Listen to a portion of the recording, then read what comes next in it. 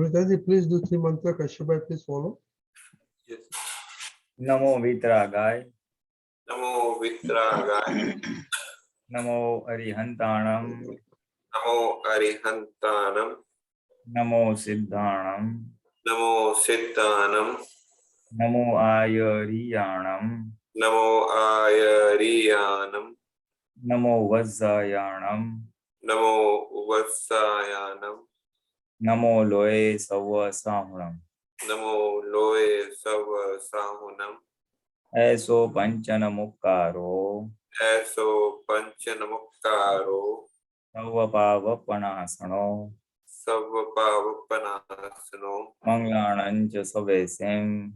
Mangalanam cha Savesim. Padamam Havai Mangalam. Padmam Havai Mangalam.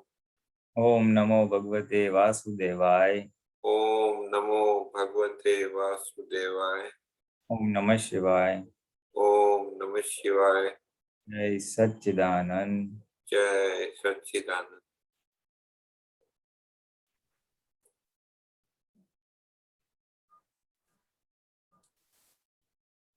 Guys, it's Matmas. Welcome to the English version of the Satsang. Pritaji, there's no question, so I'll start with a question. Next week, we have 5 days of great religious festivals.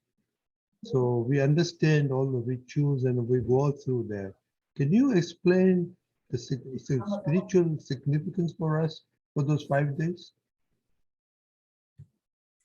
Well, historically, Diwali is associated with Ram returning to Ayodhya after victory over Ravana. And recent, that is during the Ram's time, and the recent is it is associated with the Lord Mahavira attaining salvation or moksha. He attains salvation on the Diwali day, so it is also celebrated as a festival of lights. These are two basic significances of the Diwali. Then you have the New Year following it, and Bhai Beej. So the brother and sister, they meet and they, greet and things like that. Uske pehle, the day before that is Kadi Chaudas. It's a dark day, you can say, the day when the Lord is going to attain salvation. So Keval Gnani Tirthankar is not going to remain in the mortal frame. And the one before that, Dhanteras. So typically, Dhanteras, people feel on that day they have to cleanse or wash wealth, money. So on a symbolic level, they do some pujas and wash some coins, currency coins, rupees coins. Truly speaking, Dhanteras was associated with using judiciously our wealth or doing charity, using wealth for the welfare of others, putting wealth to good use. Dhanteras, and dhan ko dhona, to cleanse wealth or money, really meant was putting it to good use or spending it for charity for the welfare of someone. So on that day, very people really do Dhanteras. Traders do Lakshmi Pujan, where they do pujan for the goddess Lakshmi as well as their books of accounts. I remember I had an uncle who religiously do that, and it was a big occasion. And all the books, physically manual books were written. Now that computerization has come in, but before that, they would really buy those books and then they would really do tilak and swastik and all that stuff, It was a ritual, and after the ritual, then they would celebrate it with bursting of firecrackers and distribution of meats. The family would be gathering over there, men and women and everybody. So Lakshmi Pujan, Dhanteras, Kadi Chaudas, Bestu Varas New Year. So this is that sequence of this thing. What For is the us, spiritual connotation of Kali Chaudhary for us? for us, if you really ask me, na, Dada, little that I know of. Dada, for us, the Bestu Varas of the New Year was of immense significance. Dada said that on this day, I am in my full form. That is, I am in total Shuddhatma state. And if you do the darshan of me at that day, you get the darshan of the full Dada Bhagwan or the full enlightened state. On that day, he would not get involved in Vyavhar. Please come here, do vidhi, how are you, and things like that. He would be in a total enlightened state, that is in oneness with the inner Dada Bhagwan. And seeing a body frame, Gnani Purush, who is in that state of being, is a very, very auspicious thing. So for us now, although he is not there, we can make use of that significance. We can decide to remain in our pure soul awareness, in the Shuddhatma awareness throughout that day. So we remain in constant touch with our inner Dada Bhagwan or inner Shuddhatma Bhagwan, pure soul, and remain of awareness or in Jagrati throughout that day. We can get mileage or benefit of that day in the true sense as a Mahatma. As a Mahatma, we can use that, okay, today I'll remain throughout the day in Shuddhu pure or pure awareness state. And preferably being an auspicious thing. Guru Purnima, this was the auspicious day. So we should preferably get up early in the morning and do some prayers, some special pratikaman or some special asking of strength of what we are missing in our path to moksha. Because although Dada Bhagwan is not there in his body form, but his divine grace is operating. And if you make use of this day, early in the morning, you see, it's like joining ourselves or connecting ourselves to Dada Bhagwan or Dada Bhagwan's divine grace. It's of immense benefit. Auspicious days and auspicious time have their significance. It is an opportunity to be graced. It is an opportunity to be graced with divine blessings. So as a Mahatma, we should make use of that, getting up early in the morning and do something apart from the normal vidhis, apart from that. That would be significant for us. And we pray that our light, our inner light, our spiritual light, or our Jagrati or awareness of Shuddhatma enhances. We pray for that. Jagrati or awareness increases so that we may progress on our moksha marga. So this is the little significance I would attach with Diwali and New Year Day as a Mahatma. Others, to relative viewpoint, Dhanteras and all the rituals are there. So those who are businessmen and all, they may do it. Baki relative significance is there. Spiritually, this is all that comes to my mind at the moment. Okay. Okay, very good. We have a question from the audience, Dipalji. Yeah, Dr. Kashyapji and Umesh Bhai, we will just take the newcomers' question. So, and then we will take up yours, please. Kanubai V. His name is Kanubai. I was introduced yesterday, and he has a question, Pulinaji. He is asking that how can one start the learning process of Dada Bhagwan science while managing a full-time job and family duties? Okay, for your While information, Sulitanji, Kanubai Varodharia, he just moved to Anand Vihar. He is not a Mahatma, and he's learning this process. So that is the question. Okay. And then Bhai, Dr. what was- Kashyap Bhai, Umesh Bhai will take question after that. Okay. Welcome, Kanu Bhai, to this Akaram Vignan Satsang. This is a science, a spiritual science or an inner science. Inner science means inner happiness, and the science of who we truly are,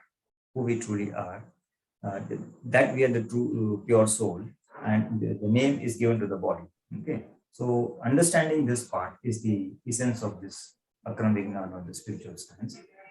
And this science is specially meant for people, as you mentioned. It is specially meant for householders who have family and job duties to do at the same time, be spiritually active. Now, spirituality, if you really ask me, is remaining in the spirit or remaining in the self or remaining in the soul.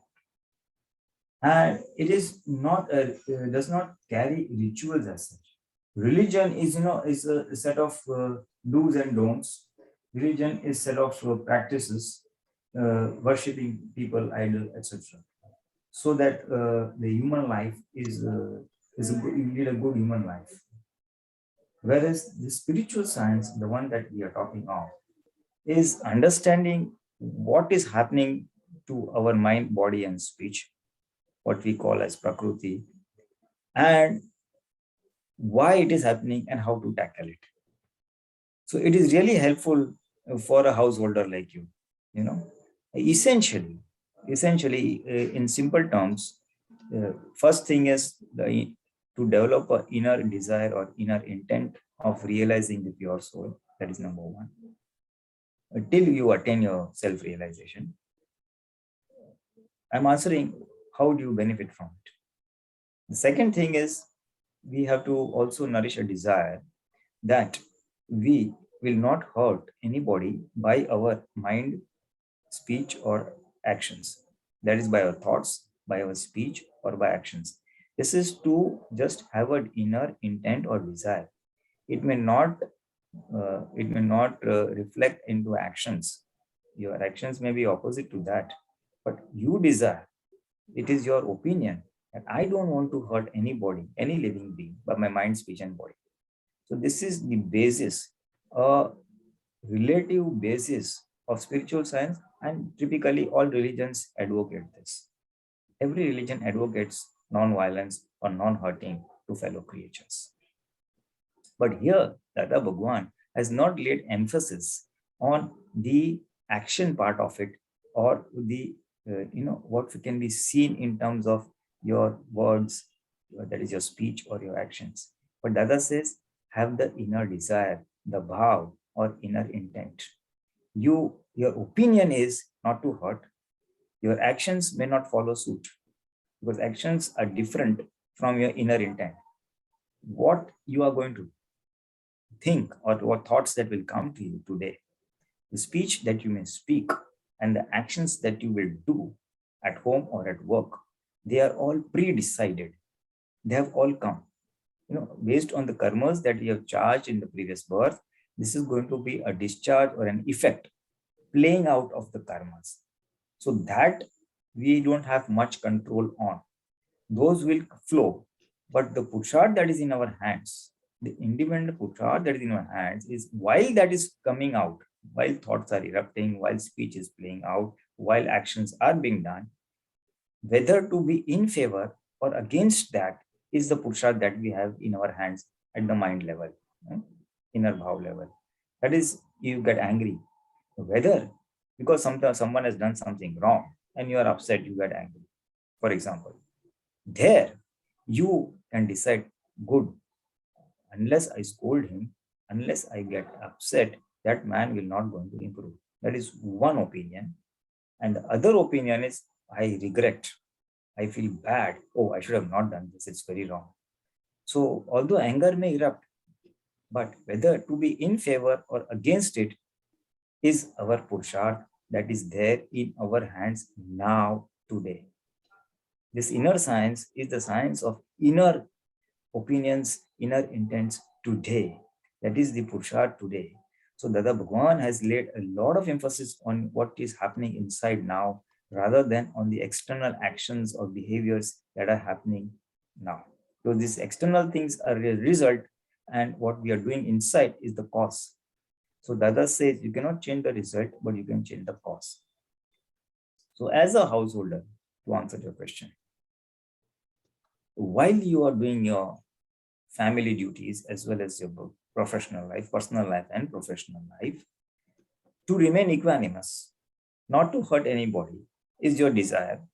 And in case you happen to hurt anybody in the heat of the moment, repent, apologize within yourself. You must say a small apology prayer, what we call as pratikrama, where we pray and confess our sins before whatever God we believe in, resolve and then repent for it, say I'm very sorry, and finally resolve not to repeat again. I'm just summarizing what it is, but basically this pratikrama or apology prayer is the remedy to whatever behavior that takes place, which is against what we have decided today. Morning, I have decided not to hurt anybody, but during the day, I happen to hurt. So what to do? So there, the corrective action is, or the remedial action is cleanse. Cleanse in the sense, apologize within. It'll get cleansed within you. It'll also get cleansed from the other person's mind, the opposite person on whom you happen to be a little aggressive. It will also get erased from his mind, and he will not have any grudge against you. It's a very scientific thing, and it's a wonderful thing. So we will not carry unwanted garbage in our mind for other person's action, neither will he have a grudge against us for our actions, which have not been suited, which he has not found suitable. So the essence of the science is the inner intent to find out who we are, because all of us seek happiness. You see, the bottom line of any spirituality is permanent happiness. All living beings seek happiness, but they do not know where permanent happiness is. So they seek happiness in the temporary things, the happiness from the five senses, and happiness from material gratification or material possessions. That is a worldly viewpoint, nothing wrong. But those are all temporary. So Dada Bhagwan says, you should desire for permanent happiness, number one. Number two, you should desire for happiness that is independent. Today, whatever happiness we have is dependent on the eyes and the body. If your eyes are good, you'll enjoy a good movie. If your health is good, you'll enjoy a sweet. If your health is good, you'll enjoy an outing or a vacation. So it's dependent on the body, all this happiness. Thirdly, whatever so-called happiness that we are indulging in, the more we do it, will our happiness increase? For example, if you're watching a movie, will you, for 3-hour movie, and if you watch, say, for 24 hours, will your happiness multiply 8 times? If you like some particular sweet meat, you take it today. If you take it for 15 days, 20 days, will your happiness multiply? You will not. You will get fed up with it. So that is not true happiness. The sweet meat, there is no happiness in it. There is no happiness in the movie. It is your imposed happiness. Because you like it, you feel you are happy. For others who don't like it, it's not happiness. So these materialistic things per se do not give happiness. These materialistic things are not a source of happiness. They are temporary happiness, and everybody wants permanent happiness. So Dada Bhagwan says, seek permanent happiness, number one. Seek permanent happiness, which is independent of the body. That is in your true self or in your soul. The soul is a source of permanent happiness, because soul itself is permanent. Body is temporary, soul is permanent. So and the property, happiness is one of the intrinsic properties of the pure soul. If I am able to experience it, experience the pure soul, I'll be able to experience the pure happiness or the permanent happiness, what we also call as bliss or ananda. So the inner intent that I want to know, that my inner intent that I want to experience my permanent happiness, which is within me. I want to experience my true self, the pure soul. And in the worldly dealings, personal or professional, I do not want to hurt any living being. And in case you happen to hurt, you apologize and cleanse it. So this is the summary for a beginner, that he can start from here. Then there are various other aspects where he will try to understand what are the principles of nature, what are the rules of nature, and by violating those rules of nature, how a human being attracts punishment or discomfort or unhappiness. Like one should not take anything which does not rightfully belong to us. For example, stealing, bribery, etc. And if you hurt anybody, you will get hurt in return. So there are some few rules of nature, which if we violate, we will invite unhappiness. And if we practice or are aligned with them, we will not be this thing. So there are some rules of nature. Further ahead, there will be some rules of good human living. There are some principles which as a human being, if we follow, purely from the relative living, nothing to do with spirituality or nothing to do with salvation or moksha. If you practice or are aware of those rules, then we can also lead a good human life.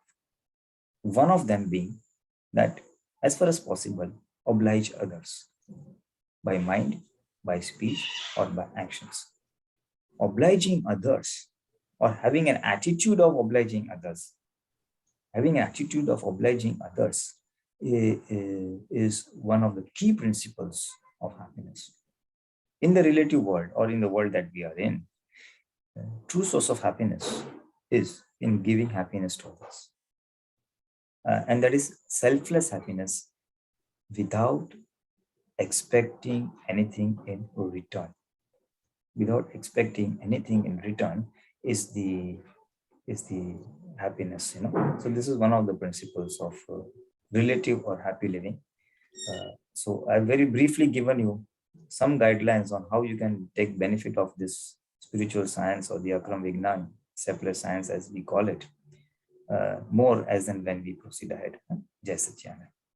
Kanubai, does that answer your question? Yes, thank you very much. Yeah, it gives me a good foundation. Thank you very much. Okay. Thank you, Chidana. Kashyap Bhai? Yes, everyone, Jai Satchidanand. Jai Satchidanand. Pulinanand ji, Jai Satchidanand. Rajni ji, Jai Satchidanand. Deepak Anand ji, Jai Satchidanand. Jai Satchidanand. I have sent Deepak Anand ji one poster. Can you please take it out? It is in Hindi, but I will tell what it is. It is about the importance of temples. So Dadaji says that what Mahavir Bhagwan says, last few lines, that when questioner is asking that why these people do not get benefit from the darshan, from the darshan of the God, from seeing the God. So Mahavir Bhagwan says that that when they also have they have also see photo of the sandals, and their shops. This I want to understand. Please explain. Andy, you can quickly read through, it will be better. हाँ, प्रश्नकर्ता, यदि जिनालय नहीं होते, मंदिर नहीं होते, तो फिर जिस प्रकार हमारे लिए दादाश्री प्रकट हुए हैं, उस प्रकार से उनके लिए कोई ना कोई प्रकट हुआ होता ना। दादाश्री, वो तो ठीक है, वो तो एक प्रकार का विकल्प है, ऐसा हुआ है, ऐसा नहीं होता तो दूसरा कोई उपाय तो होता ना, दूसरा कुछ ना कुछ मिल जाता, परंतु इन मंदिरों का उपाय बहुत ही अच्छा है। हिंदुस्तान का यह सबसे बड़ा साइंस है, यह सबसे अच्छी परोक्ष भक्ति है, परंतु यदि समझे तो अभी तो जिनालय में जाते समय मैं महावीर भगवान से पूछता हूँ कि ये सब लोग आपके इतने अधिक दर्शन करते हैं, वो भी इतनी सारी अड़चने क्यों आती है? तब महावीर भगवान क्या कहते हैं, ये लोग दर्शन करते समय मेरा फोटो लेते हैं, बाहर उनके जूते रखे उनका फोटो लेते हैं और साथ साथ दुकान का भी फोटो लेते हैं, इसलिए ऐसा होता है। अब कोई जूते ले जाए उसका भी फोटो लेते हैं। हाँ, so आपका your question is कि what is Dada Bhagwan trying to say in this? Yeah, the last few lines that about the photo of हाँ, So all that Dada Bhagwan is saying is, okay, although he is in front of the idol of the Lord, Yeah. although he is bowing his head and hands folded, but his chitta is at two places. One in front of the Lord, and one in front of the one at the juta, in the sandals. In the sense, he is anxious. He's anxious that I hope someone doesn't steal away my chappals or sandals. He's also anxious about something at the shop. I hope these things go well at the shop. That means his attention is divided between the three. Lord Mahavir says, you have come to me if you do my darshan with full attention over here in the present, then you will get the benefit of me. Benefit of me in the sense, he is the epitome of vidragta, equanimity. No rag, no dvesh, no abhorrence, no attraction. So if you bow to a person, the fully enlightened person, although he is not present, but with that in mind, you will you'll be led towards equanimity, towards vidragta. So how the obstacles arise due to the chit being in sandals and shop? That please explain that. So when you are also anxious about your shop or sandals, that means you are anxious about materialistic things. You still have raga on your materialistic things. You still have rag on worldly belongings. Yes.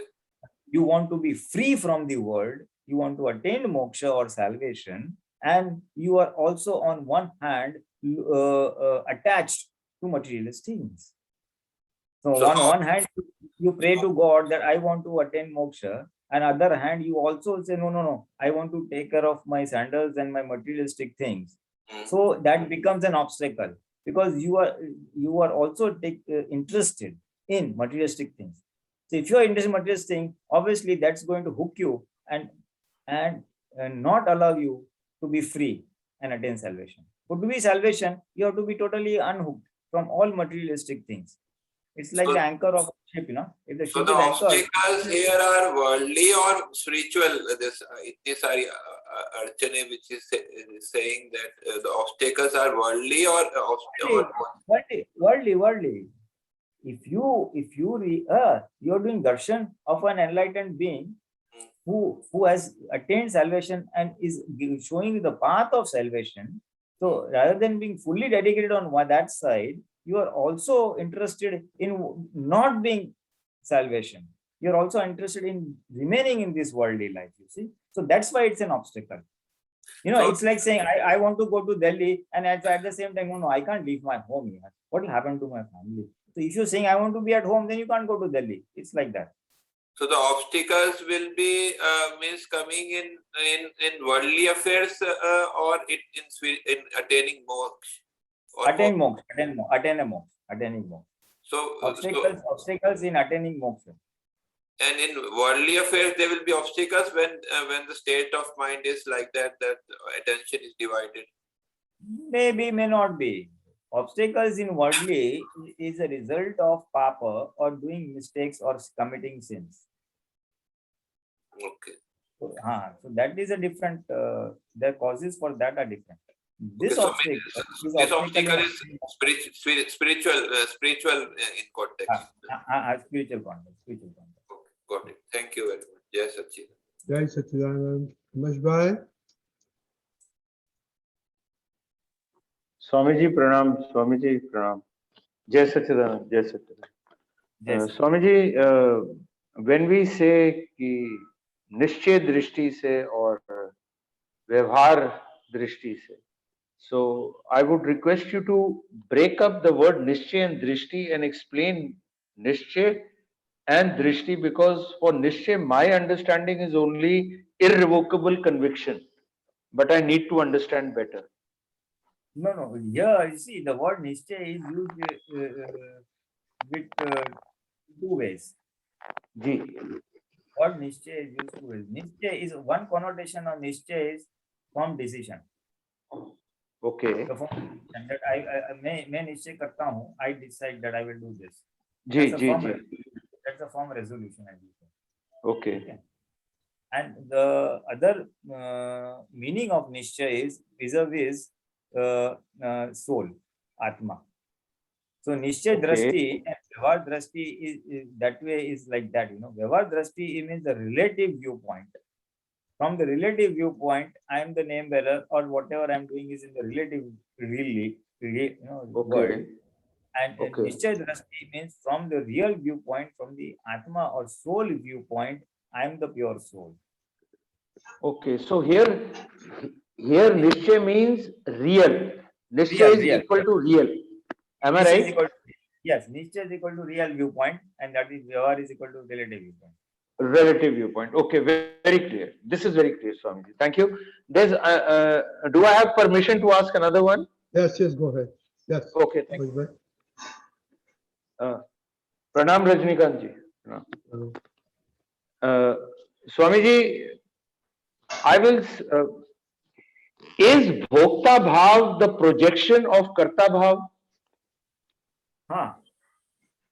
Karta Bhav is the seed, so the result is Bhokta Bhav.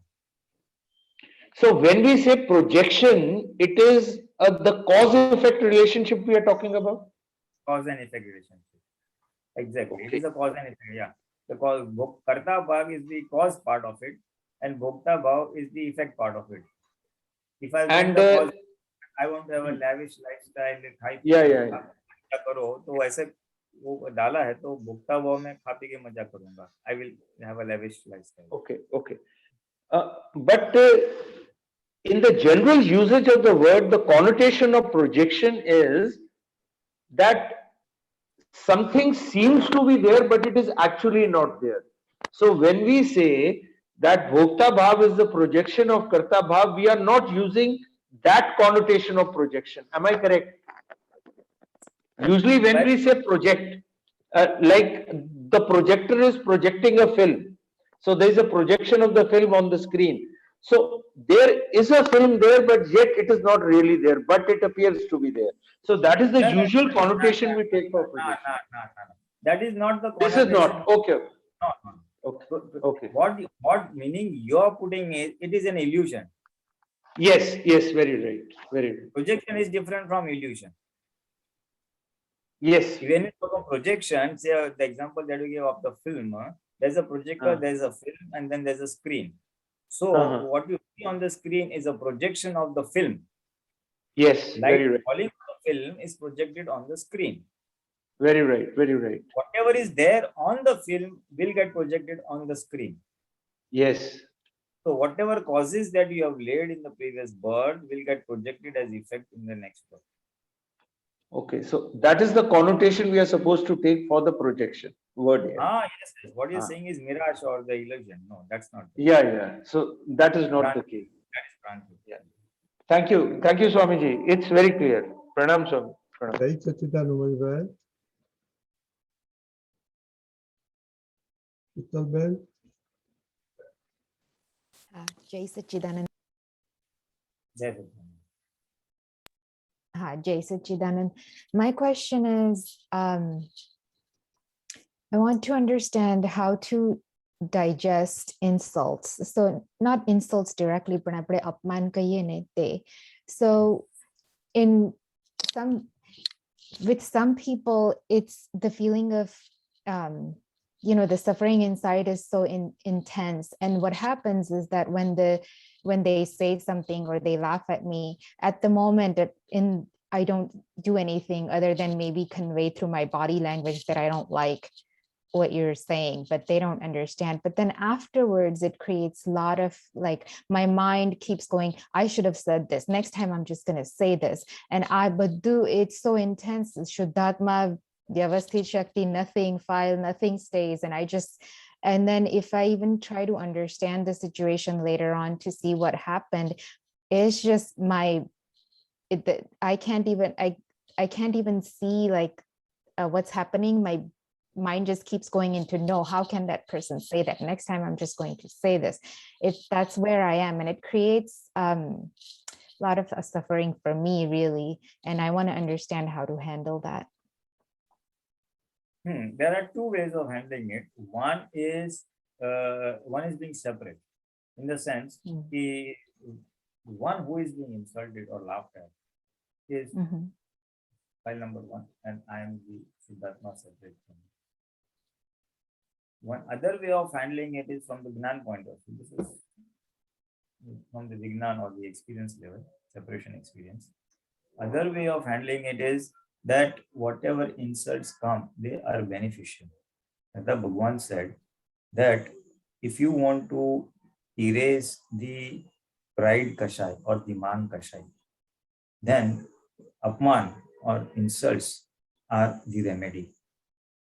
When one gets insulted, the pride is what gets hurt, and it is going to scratch or diminish the pride kashai, the pride enemy. Okay. So from the spiritual point of view, is insults are helpful in eradicating the pride kashai, the man kashai. This is the absolute thing. So this is the understanding you have to cultivate or keep at the back of your mind. And how this is beneficial from the spiritual point of view, it is detrimental from the worldly point of view. That you are being made fun of or you are being ridiculed. So from the worldly point of view, you will feel put down and feel very bad. It's the ego that is being bruised and hurt, you see. So the intellect part of yours, which says next time I will do this or I will say that and all that. So pray to God, pray to Dada and say, Dada, now give me the strength to do appropriate behavior. મને યથાર્થ વ્યવહાર કરવાની શક્તિ આપો. So by that time, by asking of that strength, you will be able to be assertive, you will be able to say or share your feelings without hurting the other person. You know, that you have to say, oh, you're saying all this, but I don't like it. This, I don't like it, or whatever way. You'll be able to put across your feelings unemotionally, without getting too engrossed, involved. So you will not be hurt in the process, nor will the other person hurt. It's plain conveying of the feelings that you are experiencing. I see. Without So, blowing out, without blowing. Either we blow out or we are silent. Typically, that's what happens. yes. Yeah. And when we are So silent, then the inner speech starts and the inner suffocation starts. exactly. Yes. Yeah, I understand. So the answer is then consoling file number 1. Then it is consoling your mind and consoling your intellect by saying, Sheetal, don't worry, you have squared up one debt. They are instruments, they are not actual doers. They are squaring up whatever pap karma you have done. What, where, you don't know, but it is there. So within yourself, you should be thankful for them, not on the face or by speech, but within yourself. Oh, Sheetal, you have earned a lot today. You have earned 4 insults. Very good, very good. Dada Bhagwan said that if you can digest 300 insults with the help of Gnan, then your fear of insult will go away, and maybe no one will even insult you. So if you get, or 100 in a month, at various points of time, Dada said various 2 or 3 things. He has given guidelines.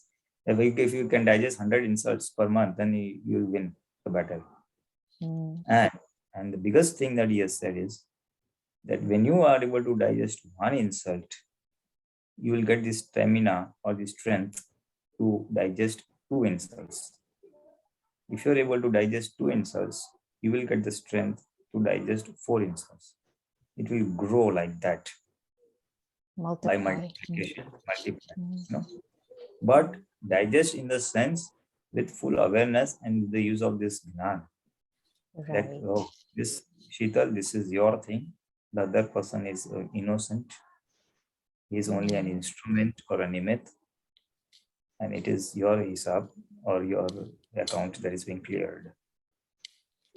Yeah, so I guess when this situation happens again and again, it is important to address it and talk to the person, because being silent is also not a way of handling it, right? I mean, That's what I talking- said. Yeah. So I said there are two ways to handle it. One is from the spiritual or the Gnan point of view, and one is from the worldly viewpoint of view.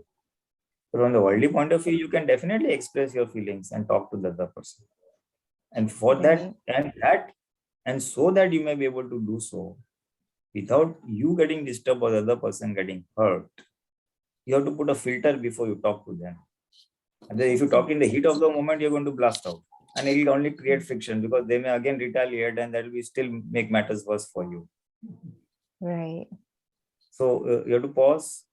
Typically they say you should respond and not react. Typically we Right. jump into a reaction mode, but you have to respond. For that, as I suggested, just pray very briefly to the other, let me do appropriate behavior with them. Yatharth Yavar Karmani Shakti Apo. And then you can say, and you'll be surprised if you really do it properly. Pray to the Dada Bhagwan, pray to the pure soul within the opposite person who has sort of insulted you. And then if you say, your speech will be very smooth. It'll be smooth, Right. without any dvesh, without any hurtful feelings or any vigilance or revenge taking. It'll be you'll be surprised. It'll just flow smoothly. So and so, you have done this, I've not liked it, I feel very bad about it, please don't do it next time. It'll just flow, just sharing of information would stop. So you will feel light that you have done something, and that is you have not taken it laying down. Yes. You will feel light. That is the ego of Sheetal will feel that. The intellect of Sheetal will feel that. This is to soothe and pacify the discharge ego of the number one. And from having done that, they may say, okay, sorry, whatever. So you will feel you have done what you want to do from the worldly point of view. After that, you have to settle talk to Sheetal. Sheetal, good, you have won something. Today, you have got 3 insults. There's a story of Mahatma. There was a lady Mahatma who had come to Dada Bhagwan, and she said that my mother-in-law is a pain in the neck, and she keeps on abusing me, insulting me throughout the day, and I'm really tired and fed up of her. She starts nagging me right from the morning till the end, and I'm just I don't know what to do. So Dada Bhagwan paused for a moment and said that now this is your account that you have brought with her. So hisab you have brought with her, and you'll have to square it up. Now, earlier you square it up in 3 to 6 months, then it'll get exhausted. So Dada Bhagwan said, what to do? Dada, how to clear up the account? So Dada said that you must desire, if you really want to clear up the account quickly, you must desire that if you get 100 insults per day, your account will be cleared in 3 months. You must desire that you must get 100 insults per day. You have brought a quota of insults, you have got a quota of abuses you're going to get. So make up your mind that you should get 100 insults per day. And then you get cleared up. So the lady was damn happy. And she went home. And then next day morning, the mother-in-law started saying first thing morning, oh, you have not groomed this room. You have left the vessels like this. You have not done this like this. You are like this. You are like that. She merely started counting 1, 2, 3, 4. She was just counting the abuses. She didn't even bother what the abuses were. She was more interested in the abuse numbers. Then at the end of the afternoon, she said, only 20. Then by the night, only 30. I thought she's abusing me so much. But when I started counting, it's not much, man. It's just 30. Then she would feel bad. Oh, today only 30 insults. Then tomorrow, today 70 and tomorrow's 100. I hope I get 170 insults tomorrow. So she was keen to get insults. She was keen to be abused or, It's free of fear of Ah. insults. So her whole vision changed.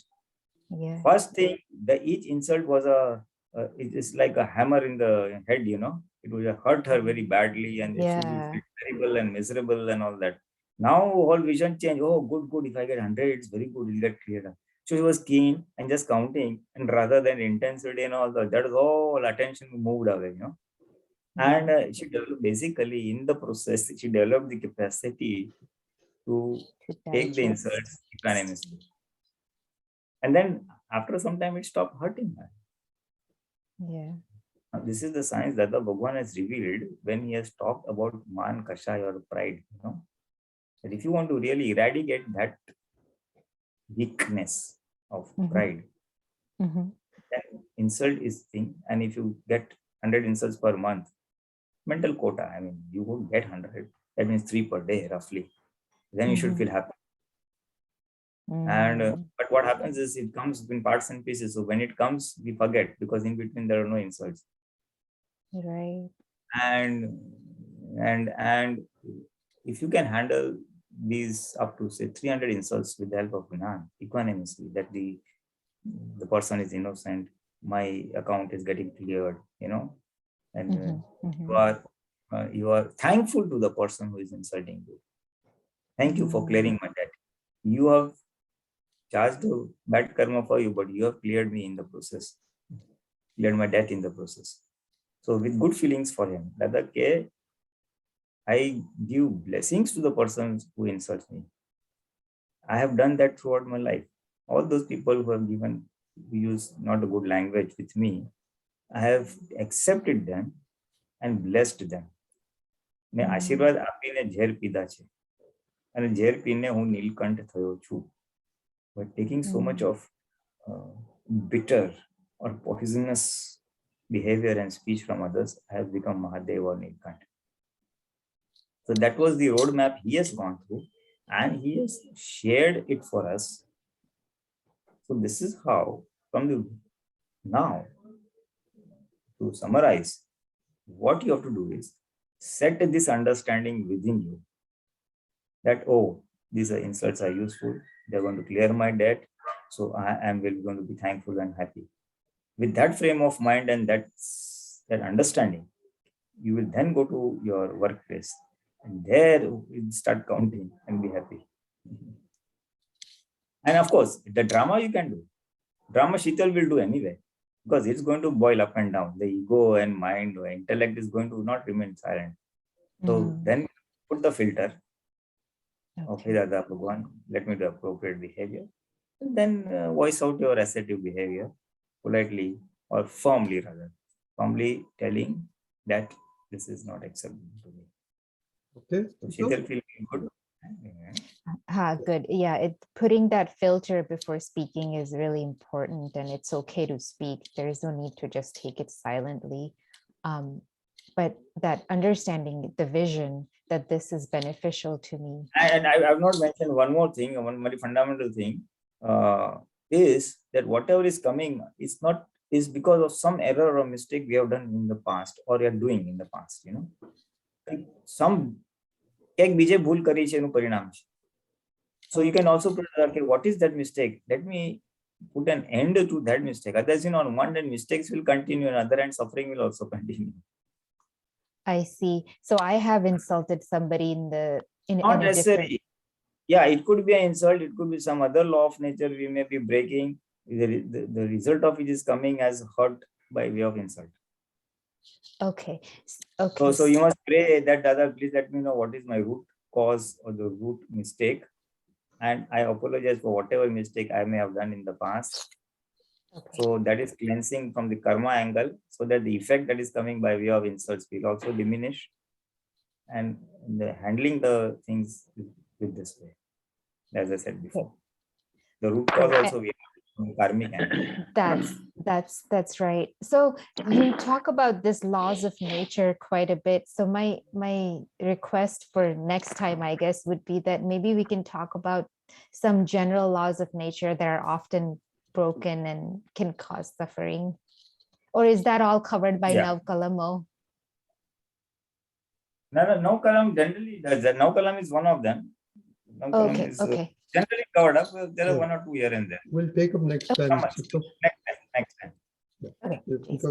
we have limited time, 3 questions. Pulitanji.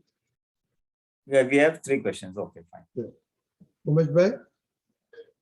Okay, thank you. Swamiji, there are 2 things. One, in one of the statements to earlier Mahatmas, when you were talking just now, you said Shuddha Yog is pure awareness state. Is it correct understanding on my part? Yes. Okay. Second, a sudden paradigm shift has happened in me when you were saying, when you were explaining projection in terms of cause and effect connotation.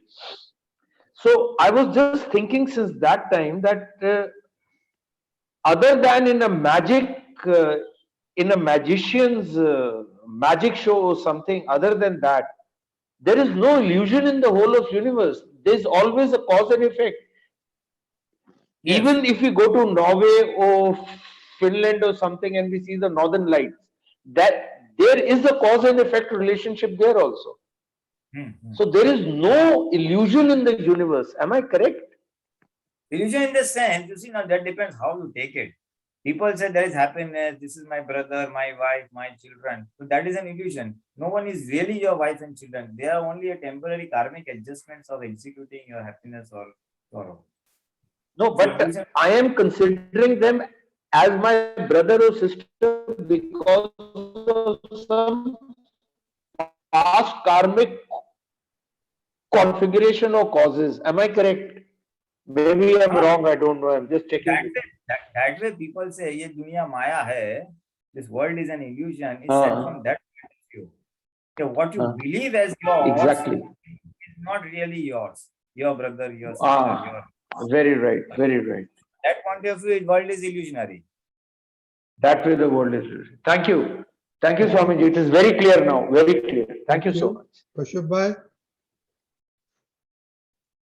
Yes, Deepakanandji, one poster I have sent you. It is saying, "Hamesha je marnar che te dungar je che banathi." Please explain this.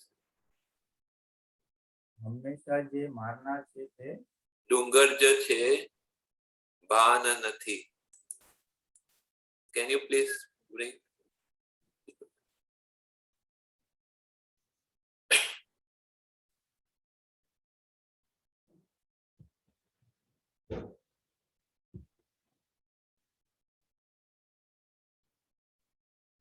Didn't come. હંમેશા જે મારનાર છે તે ડુંગર જ છે. ડુંગર છે, બહાર નથી. What is the last word you said? શું નથી? ભાન નથી. Andy, can you just put on the screen? પણ What's મને out? I can't see it. I can't see it. Why is it not visible? No, it It's didn't not come. visible. It is not visible on dark black screen. It's not coming? How is No. it? He has started screen sharing, it says, but somehow it is... Somewhere, something else is sharing. Try again. Now? Here, No, No, it's but- not coming. Still it's not coming? No, picture is not coming. Okay. Vanessa, can you tell me what it is? I'm not able to catch that words, you know. Okay, if you allow me, I will share. Try to share. Can you see? No, Deepakanji. Can you see on my screen now? No. Pulinanji, No. check my photo. Your photo, but आपका photo ही नहीं आ रहा है. Turn, हाँ, side by side speaker पर है. I can see my photo. You can't see your photo. Your screen sharing is coming black. Yeah. Okay, we can see. હંમેશા જે મારનાર ઊંચું કરો તો હંમેશા એક જે મિનિટ. મારનાર છે તે ડુંગર જ છે, બાન નથી. The person who hits you is like a mountain, but that they do not have ban. Ban નથી. भान नहीं, हाँ. हमेशा जे मारना They are चाहिए, not doing something consciously. they are not doing something consciously. हाँ, એને ભાન નથી. Okay, he is not conscious of what he is doing. Okay. Yeah. Okay. So one who is hurting, one who is hurting somebody else, he is not aware of what he is doing. Okay. That is, he is not aware of the consequences of what will happen of what he is doing. By hurting others, he is going to create hurt or misery for himself. He is not aware of the consequences. That is what he is trying to say. And डुंगर चे यानी कि he is very rigid or sort of there is an obstruction in his understanding because of which he is doing the wrong things. We can take it that way. He's not aware that fully aware what he's doing and the consequences of what he's doing. Okay, thank you. Jai Sachchidanand. Okay, last question. We have 5 minutes, you know? Yeah. Jai Sachchidanand Pulinanji. Yes. I wanted to ask, like while you were conversing with Sheetal Didi, a question struck me that in contrast to insults, what happens, there are sometimes lots of praises also coming our way.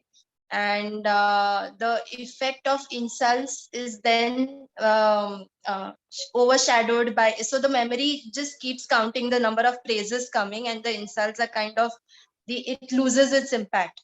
So even that is very unhealthy. So then how to take the praises also in a very equilibrium manner, like how to deal with them. And yeah, that was my question. See, praises also see, praises and insults are two sides of the coin. Basically, one hurts the ego and one inflates or ego feels happy about it. So praises also we have to take it in the same light, that this is the praise that you are getting, Jinal, is the result of your good karma or punya. Correct. And the person who is praising you or appreciating you is only an instrument or limit. Because you have done the same work. If your good karma or punya is not into force, then you would have not got this praise or appreciation, although you have done good work. But that you're getting this appreciation is a result of your punya karma. What is this thing? The effect is that you feel happy. The ego feels nice. So you have to take it from that perspective. Jinal, this is the result of your punya, some good thing you have done. And the other person is merely an instrument in executing that. So just take it in a superfluous manner and not get engrossed into it.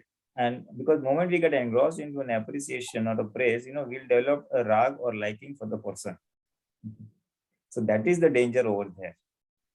And moment he does not, and next time if he doesn't appreciate or praise, then we feel very bad. This man is not talking with why like this. And whatever good vibes or good feeling you have developed for the person, that will vanish away. You will feel, what a great person. Then you feel, no, he's not a great person. Why? Because you stopped appreciation. So appreciation also is a part of a karma given to Jinal. Observe it. Jinal feeling good, observe it and leave it at that. Okay. So that is the what happens? She feels guilty for that also, and then she tries to like tell the other person, no, don't praise me. I did nothing like that. But internally, it has been accepted, and externally, she tries to show that no, I don't want to. I want to be humble. I don't want to all that. She goes away from attention also. That is a very. You can be humble. You can be modest, and you can say politely, "Oh, God's grace," or whatever, depending on who the person is. And just say, God's grace, your luck, I was going to be just helpful, and just leave it at that, so that you are not saying. And if Jinal feels good, observe that Jinal is feeling good, but do not take it too much. Do not get habituated to praise. Okay. Jinal feeling good, observe that also. Science says observe what's happening. So do not get habituated. Otherwise, you will develop a liking for that person, and then that is going to be a problem. Yeah, that doesn't happen generally, but yeah. मान खाओ पण माननी टेव ना પડવી જોઈએ. So, what? मान खाओ, मान चाखो, पण माननी टेव ना પડવી જોઈએ. You may get appreciation, but you should not get habituated and develop a liking to get more and more. Then that is detrimental. Okay, okay. So if we experience that pleasure from man, that is okay, but we should not become habituated. And you And should that be remain pleasure separate. also should not be there. You should also, because beginner is experiencing this. That's how. Remain separate. And also, is there a rule, like for example 300 insults and then you overcome that? So is there something that you if you digest these many praises, then you will become vitraga? Is there like certain rule, or every time you need to? Well, one of the things that the Bhagavan has said regarding that is that one who has got too much of praise, after some time, he will get saturated. He will feel okay. Then his desire or his appetite for praise will diminish or reduce drastically. After that, then he will not even seek for it, or he will not have developed any liking for it. Okay. So But that will happen. there are so Man, many areas of getting praise. Like for example, if someone praises about my cooking, it's something new for me. If someone praises about my dance, then I've got praises lots of times in that area, so that doesn't affect me. But then there are so many different areas, and then if you get a praise in an area which you were just trying and new, and then it again inflates. So so then our overall global vision that these all praises are part of discharge karma, that you're able to do. So whatever good cooking or good dancing you have done, that was part of your favorable, your good karma, that you could do it, and that you had yashnam karma, so people appreciate and give you praises. So just look it from that perspective. Good karma, result has come, leave it at that. Simple. okay. Yeah. Okay. Do not take it. Jai Yeah. Sachidanand, Thank you so much. Jai Priya, Sachidanand. can you do three mantra? Jindal, please follow. Namo Vitragaya, Namo Vitragaya, Namo Varihantanam, Namo Arihantanam, Namo Siddhanam, Namo Siddhanam, Namo Ayariyanam, Namo Ayariyanam, Namo Vasayanam, Namo Vajjayanam, Namo Loe Savasahanam, Namo Loe Savasaunam, Eso Panchanamukkaro, Eso Panchanamukkaro, Sauvapava Panasano, Sauvapavo Panasano, Glanam cha Savesem, Manglanam cha Savesi, Padmam Havai Mangalam. Padamam Havai Mangalam. Om Namo Bhagavate Vasudevaya. Om Namo Bhagavate Vasudevaya. Om Namah Shivaya. Om Namah Shivaya. Jai Satchidanand. Jai Sachidanand. Jai Jai Sachidanand. Sachidanand. Jai Sachidanand. Thank you for joining English satsang, and please persuade your friend, family, relatives to join the satsang and take advantage. Also, after this, we have